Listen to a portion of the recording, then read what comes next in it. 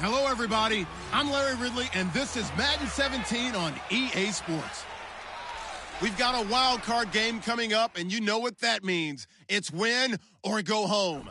This is what you strap the pads on for, the opportunity to take a step forward in your quest for a world championship. It's the Steelers going up against the Ravens. With that, we're off to a frigid M&T Bank Stadium off the harbor in Baltimore. That's where we'll join our broadcast team, Brandon Godden and Charles Davis. Guys, take it away. Larry, we are coming to you from the heart of Baltimore, nestled between Russell Street and I-395. We're at M&T Bank Stadium. Straight ahead, we pull the curtain on the postseason with an AFC wildcard matchup between the Pittsburgh Steelers and the Baltimore Ravens. Hello, everyone.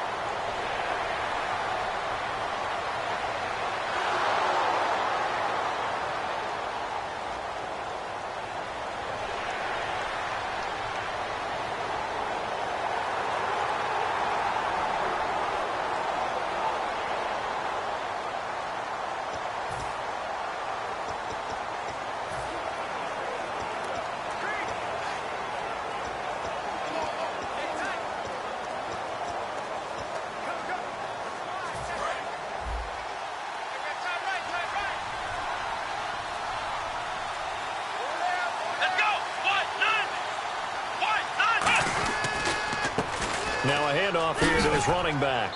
And he'll work his way across the 30 to the 32. It's a 7-yard carry to set them up with a 2nd and 3. First play of the drive, let's give credit all around. Excellent blocking, but the guy carrying the ball, he was the finisher. A really nice run.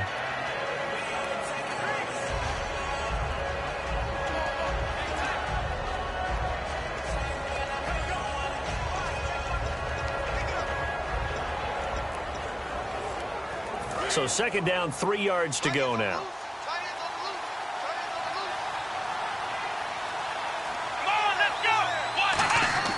Now back to throw. Looking for his running back, and he's got it. Oh, one more time. Won't he just stand still? A good pickup there of 20 yards. We can talk all we want about football being a game of strength and brawn. It's also a game of mismatches, and they're trying to create one there, getting it to their back out of the backfield to make a bigger play. As we often say, get it to him in space, let him use his leg. Yeah, if he can get a matchup against a linebacker or maybe a defensive end dropping out in a zone blitz, he's going to win that battle just about every time.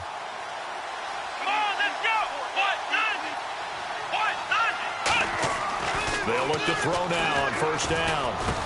And he's got it. Got his man on the end route. Complete. Give him 11 on the gain there. And that'll be good for a Pittsburgh first. And when you're playing a quarterback with some experience and some moxie, you enter the danger zone when you decide to blitz him, because if he's able to diagnose as he did on that play, he can hurt you downfield. He reads defenses so well, doesn't he? He really does, and the best part about that play for him, I don't think that was his primary target. I don't think so either. I think he had the read, figured out where the blitz was coming from, and went to a secondary target for a really nice gain.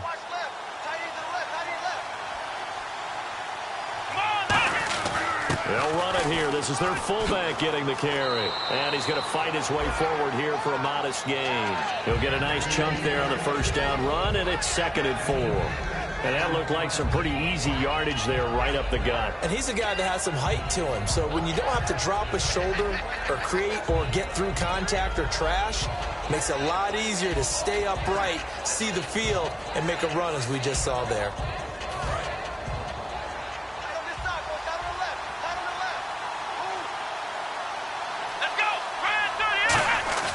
They'll set up a throw.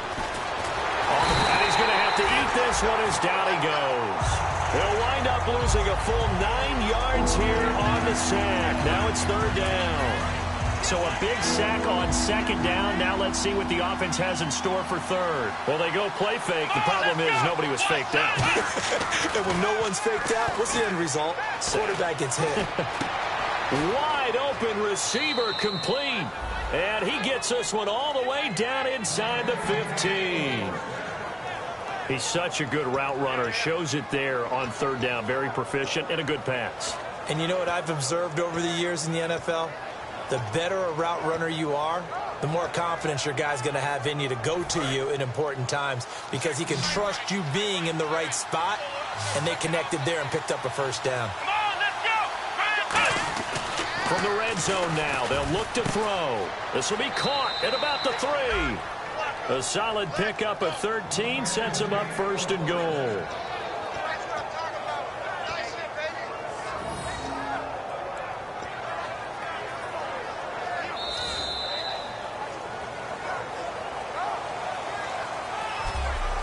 So we hit the quarter break in round 1 of the AFC playoffs. 3-0 is our score. We're back to Baltimore after this.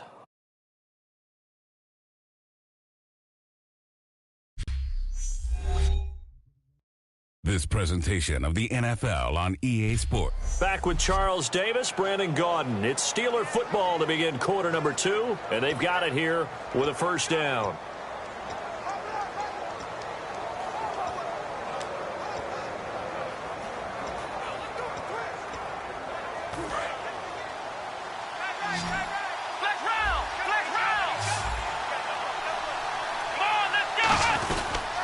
And he'll give it here to his running back. And he's into the end zone. Touchdown, Steelers. A great play there. Punching it in from a yard away. And the Steelers are able to strike for 6. Solid job up front. Really just a solid job all the way around to get that one in. Yeah, that was well executed, wasn't it? Well blocked, well run. End result?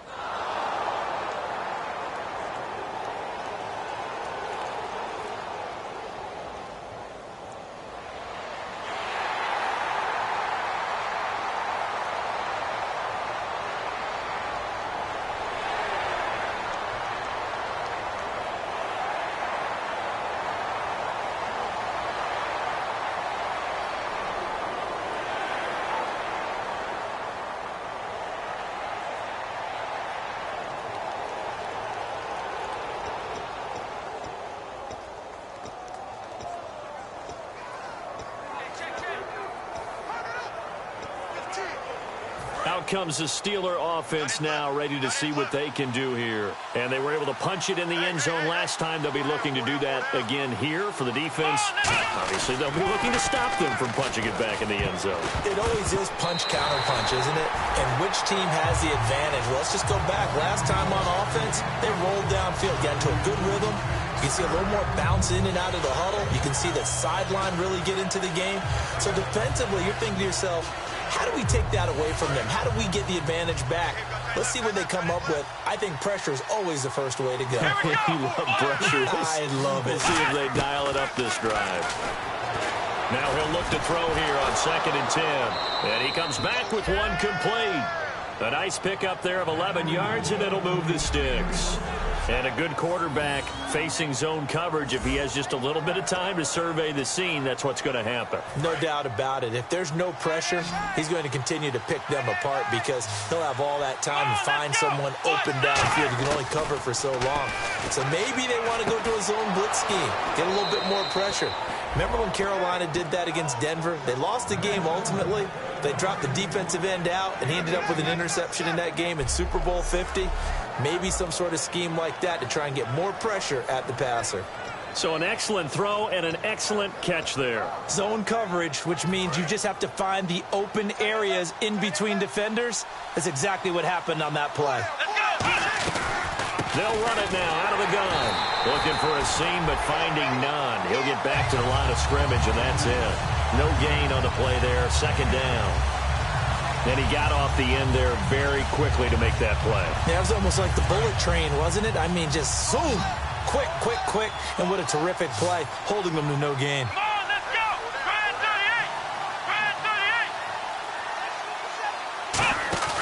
Back to throw now on 2nd and 10. He's got time in the pocket. Steps away to his left. And avoids the contact by sliding. Give him 8 on the play. And all of a sudden here, it's 3rd down. Partner, he was going through his progressions. Not there, not there. After about the 3rd one, he decided he better pull it down and run for it. And he slides down and avoids the hit for good measure. They'll go to the air here on 3rd and 2. Firing quickly here, and that's complete. And he's going to have the first down yardage as he's down at about the 30-yard line.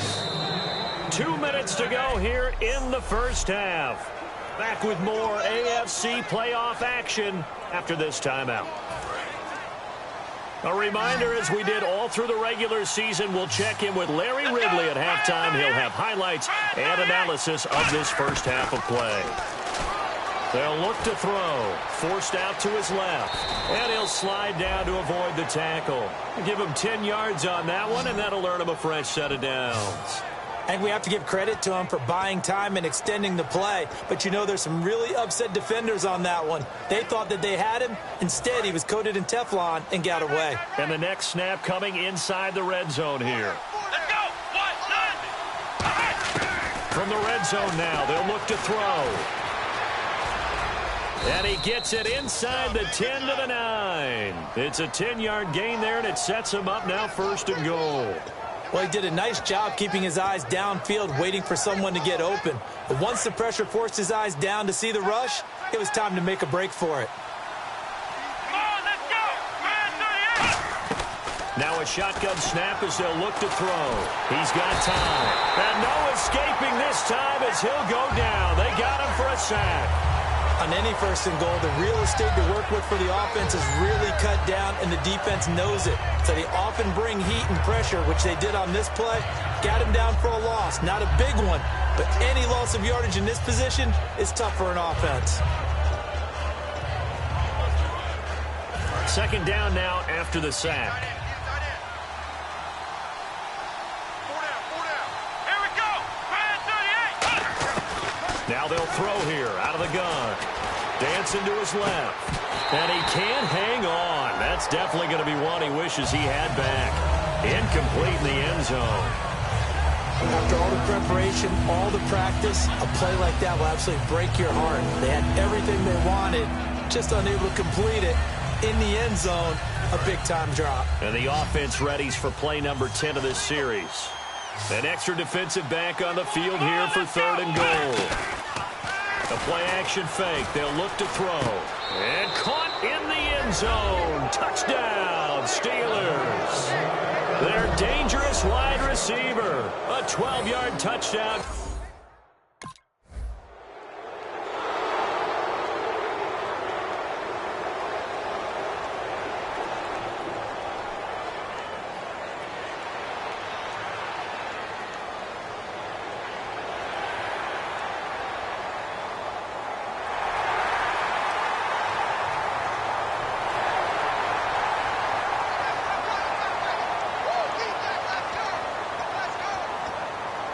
The Steeler offense now with a football first here to begin the 3rd quarter. They built a good first half lead. Now they have a chance to add on to it. And what I'm thinking is that the offensive staff spent the entire halftime just working with them on, here's what we think they're going to do to attack us in the second half.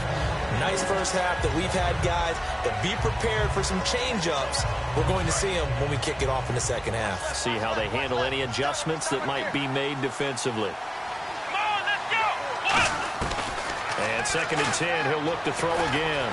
Buying time to his left. And he slides to avoid the hit. It's an 8-yard pickup, and that'll make it 3rd down.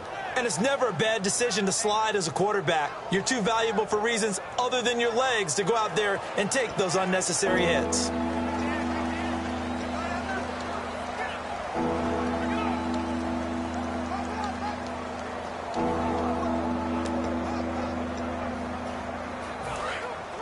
Looks like the defense in press coverage here. Now the Ravens bring out an extra defensive back here on 3rd down. Could be a blitzer. They'll set up a throw. Being chased out left. He can run for it, and he will. It'll go as a gain of 6 that time, and it moves the chains as well. We just saw a nice example of why teams often bring in baseball guys to teach quarterbacks how to slide in key situations. You want to protect your franchise guy. Make sure he doesn't get hurt. He did exactly that on that play. A perfect slide to avoid the big hit and pick up a first down. Oh, incomplete. A turnover would have really helped there. Almost intercepted. Instead, it's just second down. Oh, man, that was close. The opportunity to change momentum, big play, right in his hands, unable to come down with it. A sigh of relief, no doubt, on offense that fell harmlessly to the ground. He'll drop to throw. Steps away to his left. And getting this just shy of midfield, they'll spot it at the 49. A nice pick up there, 10 yards, and it'll move the sticks. Well, he's proven real effective running the football. No one open, don't force it. Just get what you can, and that's what he's done very well in this game. Come on, let's go! They'll run it now out of the gun. And able to push his way forward here for a good little gain. 7 yards on the pickup there, and it'll leave him with a 2nd and 3. Some runs are blocked so well, you almost forget that someone has to carry the ball to gain the yardage. The leverage by the offensive line to create space up front, really well done.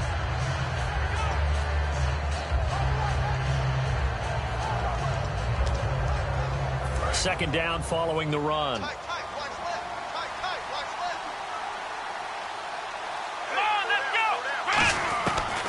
The gun. They'll look to throw. And he's going to be taken down. Back across midfield, just across midfield at the 49. The game plan for any defense is finding ways to make a quarterback uncomfortable in the pocket.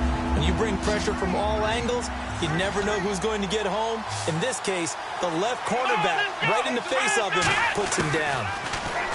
Looking to throw. Under pressure, and they got to him again. The corner blitz gets there as he goes down for a loss of 7. And they weren't in zone cover.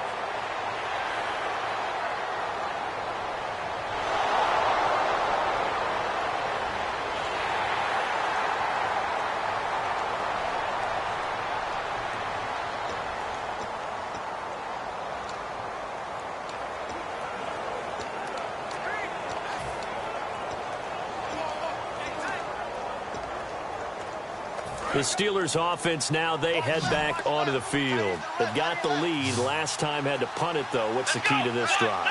I think it's leverage. The big guys up front. You know the motivational speech on the sideline is, guys, give us an opportunity. Protect the passer, create space for our runners, and let's go ahead and get these guys. Low man wins. Let's go do it on this drive. We'll watch that leverage on this drive. And a wise move there to get down on the quarterback slide. Got all he could on the run, slid, and made sure he avoided the big hit.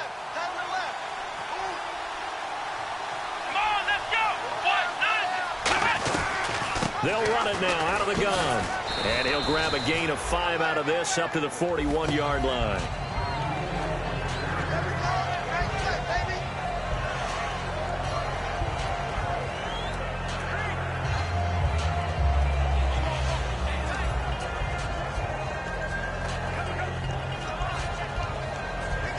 And after the play on the ground, that brings up second down here. Here we go. Off the play fake, he'll look to throw. And he's going to be wrapped up and driven down. They bring a man off the corner. That that time, and he gets home for a loss of 6. Sometimes I watch games and wonder why they use play fakes on certain passing situations because it's not going to fool anyone. I don't know if that was the case here, but the end result was the same. No one fooled. The quarterback was hit. So here we go now. An extra defensive back in there on 3rd and 10. Now back to throw. Oh, he's got a man wide open, complete. Give him 30 yards there. Now, that play will end up on the highlights, and you'll see it all over the place. But what you won't see, the offensive line that bought the extra time, that allowed for the big completion downfield, those guys made that play possible. They'll look to throw here on 1st down. Oh, no, he lost the football. And it's picked up by the Ravens. And the return stops just a little bit shy of midfield at the 48-yard line.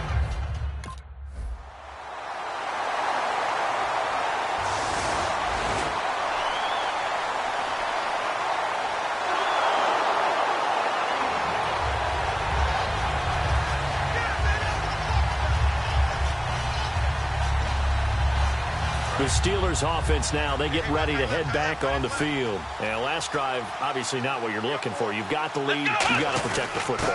So in other words, someone got lucky because they've been moving the ball really well and wearing them down. In this case, though, giving up the football doesn't make them very happy. They can't wait to get back out there and atone for it. Yeah, try to atone for it here on this drive.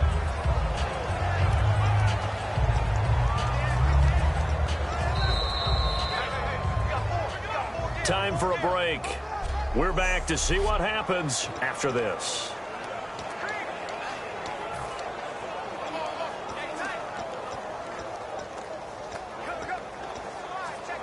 So the Steelers with the football as we get you reset. And let's see what they've come up with offensively after having time to talk it over. He'll look to throw. Forced out to his left. Wide open receiver, complete. And brought down, but not before reaching the 45-yard line. The defense, they got a little bit of a breather. Now they're back and set as we resume play.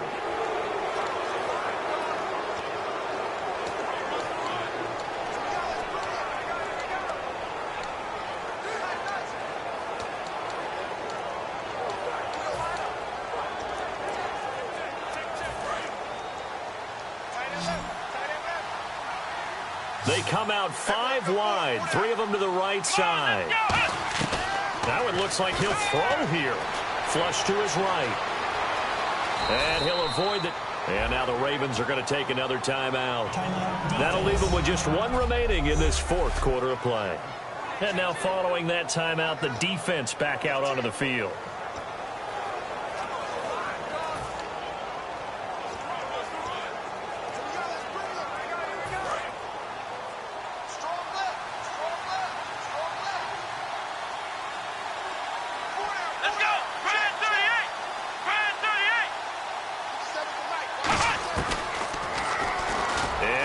Tuck it and run. And he's going to fight his way forward here for a modest gain.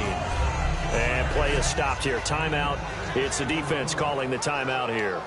That'll be their 3rd and final stoppage here as we step aside. Looking to jam the receivers at the line here. Press coverage look defensively. Let's go. 1, 9. From the shotgun, he'll look to throw. Throwing for his running back, and he's got him complete. And he'll be brought down at the 27-yard line. 5 yards on the play there as the drive will continue. So many times you hear today's NFL described as a space game. Get your best players into space with the football in their hands. That's why sometimes you just swing it out to your runner, get him out in the flat, and let him have a chance to make people miss an open field.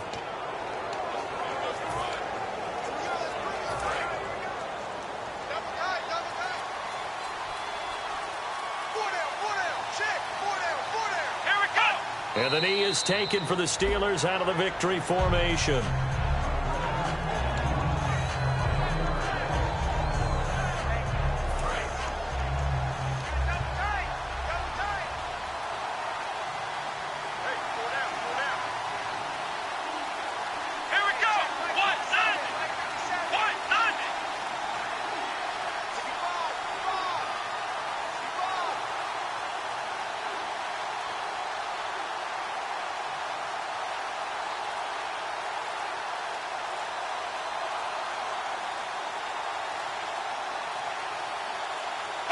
They go down to a knee, and that will do it. They are moving on here in the playoffs. They'll lose a yard, and it brings up third.